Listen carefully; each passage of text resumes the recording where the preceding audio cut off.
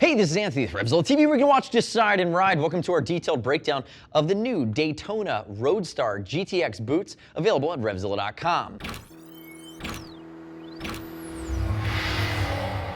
You've waited for it, and we have it. These are the Daytona Roadstar GTX, top of the food chain, apex predator from a gore-tex multi-season touring boot fashion. Handmade in Bavaria, family-owned company, all Daytona. If you don't know about them, all they do is make boots. Our joke in Europe is that Daytona boots are part of the BMW uniform. Schubert helmet, Ruka textiles, and Daytona boots on the feet. And remember, multi-season, that's a 4-season boot. That's going to have the gore-tex waterproof breathable liner baked in, non-removable, so you're getting the best breathability along with the best waterproofing from Mother Nature, and you're getting a premium level of protection. I'm going to walk through all of the features and break this down from the inside out in a bit, but keep in mind, this is a boot using full-grain leather, gore-tex, there's aramid or Kevlar reinforcement, you even have kangaroo leather in the elasticated panels. Again, phenomenal top of the food chain, close to that $500 mark. I'll tell you what this boot won't do. So full season, really designed as a road touring boot. But when you think about it, there's a lot of protection here baked in. What you don't see are some of the overarching external hard parts that you get from a true off-road boot. So guys, do some light dual sporting, but if you're really going to start pushing it off-road, I think that there's more off-road oriented boots, or what I would consider adventure-oriented boots, that have more external protection for you. So keep that in mind. Let's talk briefly about fit, and then I'll dive into some of the nuances here. So I find the fit of Daytona in the smaller sizes to run a little bit large, and they start to even up as you go through the mix. We have a complete size chart on RevZilla.com, but make sure you use it. Just don't assume that you're a 43 in your size boots and you're going to be a 43 in Daytonas. I actually am about a 9.5 shoe. I tend to wear a 43 in something like an Alpine Stars or a CD. In Daytona, I was a 42, and 42 homes right in on 9.5, so use that size chart. I will tell you, they're extremely comfortable. They also come in wide sizes. So yes, this is one of the few boots at RevZilla.com that comes in that, I believe, triple E or double E wide size for you guys that have a wider footbed. Very comfortable, very anatomical. They also make that M-Star version, which has the raised heel. This is going to be a normal footbed here from a sizing standpoint on Daytona. And remember, you should be fine. Just use the size chart. Now, thinking through it, I will tell you that my riding experience in these, I liked how they feel from a control and feedback standpoint. I find them not to be the stiffest boots I've worn. I give them about a 7.5 on the stiffness scale, but I find them to be very comfortable in the footbed and as you walk all the way up. Remember, we're going to ship for free on these bad boys. Don't worry about it. You can always give us a call if you have any questions, because remember, you're making a super top-end investment here. And as always, click right here on YouTube, leave me your comments, your questions, your feedback. Hammer me with your Daytona love, and keep subscribed to all of our latest gear reviews we're constantly rolling out. Go ahead, click it right now. Make a great decision. Now let's walk through some of the features and the nuance. All right, left side boot, you're going away. Let's walk through our right. Remember, there's that ladies version, girls. It's called the Lady Star GTX. Very similar feature set.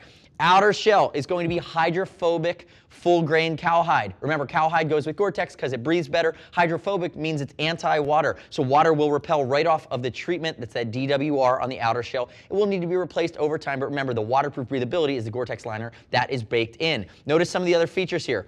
Dual reinforced shift panel, no surprises there. Low profile toe with a lot of TPU. That's built in there to give you great crush support here in the toe. And moving on our way back, you're going to see an additional layer of textile for abrasion resistance here in the heel, in the ankle cockpit moving up.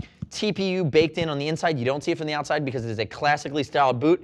Here along the lateral side on the outside, medial side on the inside, and it's a huge shin panel here. TPU baked in, very comfortable behind it, has nice padding, but again, to protect your shin against impact from a foot peg. Now, I did mention it earlier, kangaroo leather. Supple kangaroo leather for stretch here in the instep. You're going to see it on the back side as well with that nice reflective paneling. And look at the way the back heel comes up. Still low profile heel, but nice big counter there as well. Now, if we look at it, there's a different zipper configuration that you're used to seeing here in Daytona, and that ties in with kind of the fitment scheme. Now, if you look at it on the front, the reason that this is curved is because a curved zipper has a tendency to stop in a crash situation. It's not going to go down all the way. It gives you a better chance for it staying up. Nice big zipper pull. Again, the M-Star for men is going to have a fully covered zipper, but it is a big coiled YKK zipper that goes all the way up. Now, on the inside, you're going to see a short zipper. Again, you'd use both zippers at the same time to get in and out, but I find that you could probably get away with just using one. But my commentary on this is that this zipper is really the second zipper when you're putting them on you use. Do the tougher zipper first and use this straight shot zipper straight up from the back side, or from the inside rather, on the medial side to get in and out. The nice part that you can't see as we finish off the outer shell of this bad boy is there are going to be Kevlar and aramid reinforced panels in the toe as well as along the lateral side of the heel and around towards the inside. Heat transfer and additional abrasion resistance. You can take a bad spill at 90 miles an hour, skid on the side of these bad boys, and you're not going to get that heat transfer to your foot, and you're going to get the additional abrasion resistance of the Kevlar, which adds to the slideability of this boot. Again, that's the thought process here in a handmade boot from Bavaria, from a boot company that just makes boots. Again, I think they made 80,000 pairs of boots last year for the entire world, and that's it. Top of the food chain, Rolls-Royce of touring boots. Moving into the guts, let's talk about why you'd use this 2 zippers, but let's go in one step further. Let's fold this inside down. You can see the padded backside of your shift panel. Now I have an inner booty design. Now it's not a removable inner booty, but it affords you some flexibility here. The first thing you're going to notice is that it's suede across the top. It's extremely comfortable, whether you're wearing a high sock or a short sock. If this touches your skin, it's beautiful. And your Gore-Tex liner with the gaiter that goes all the way up and has a nice stretch to it, here's your waterproofing.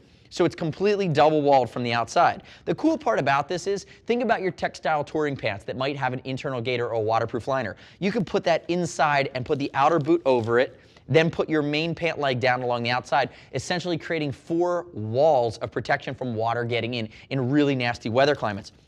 What you could also do, they do this a lot in Europe, is you could wear a leather touring road pant inside the boot, and then you could put the outer shell of the boot up outside of it, again, creating that double gaiter design. The other cool part, we talk about that, is that you have the elasticated bellows. And we haven't seen many manufacturers do this, but what you have here in the back are these wings along the Achilles tendon, and what it allows you to do that, whether you're putting the leather of your pant inside the boot, whether you have a really beefy muscular calf, or whether you're putting gaiter of your textile pant, what you have the ability to do is through Velcro, adjust how much circumference you have for your leg. So you can really adjust the way this is set up so that not only is it comfortable, but you have plenty of room to get either your pant or a bigger, more muscular calf inside the boot, which is a really nice touch. Now, if I zip it down one more time, I know I'm going in and out, in and out, in and out.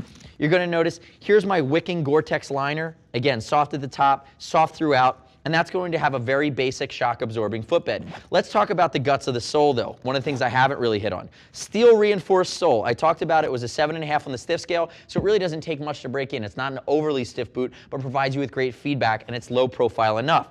Reinforced composite sole with that steel shank, and there's a latex shock absorbing layer that goes all the way around the entire footbed, and it does 2 purposes. The first purpose is it's going to create vibration dampening, so it's a shock absorbing when you're walking on the boot and you're sitting on the pegs. The other thing is that that latex layer on the bottom allows for an additional layer of waterproofing between the sole, the insole, and the Gore-Tex liner, so that's going to again give you an additional layer of protection from the outside elements. Because remember, you're buying a boot like this that over time is going to hold up. It's an heirloom product.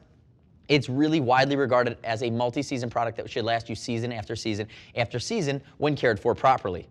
Finishing things off, you're going to see on the bottom, it is a touring, non-slip style, oil-resistant sole here on Daytona. Low profile in its design, but it has a great grip to it. Notice there's a little bit of an instep cutaway to interface with your foot pegs as well. Now remember, the interior guts, and I talked about the inner liner, which you could always add your upgraded shock-absorbing Dr. Scholl's to it if you really wanted to go that way. It's very basic, but again, it's very much reinforced. There's a TPU liner for shock-absorbing, and you can actually, it's going to be hard for me to turn the boot and see it. You won't be able to see it, but you can actually see the steel reinforcement if you look hard on the inside of the boot. Now, from a care and maintenance standpoint, remember, you never want to dry a wet boot from a direct heat source. And I talked about the DWR on the outside, like a nick wax that you could apply at a later date if it starts to wear off, but the Gore-Tex will always be waterproof. And again, don't use an oil. You're never going to want to oil these because oil can clog the Gore-Tex membrane. Your best bet is that if it's wet on the inside, stuff it with newspaper, let it dry at room temperature, and if it's caked with mud on the outside, give it a quick rinse and let it air dry. That's the best way to care for a super premium high-end boot such as this using full grain leather from Daytona. So the next step in your journey is to call me a liar. Click right here and read other hardcore rider reviews of the Daytona Roadstar GTX at RevZilla.com. Start with my information, understand what you're investing in, but you don't have to take my word for it. Read other rider reviews on our site and click here to do that. Remember, we do ship for free, and if you want to call and talk to a hardcore gear geek, see us at RevZilla.com or 877-792-9455. Thanks for watching our detailed breakdown of a product that I'm obviously very excited about, the Daytona Roadstar GTX boots available at RevZilla.com. I'm Anthony. We'll see you next time.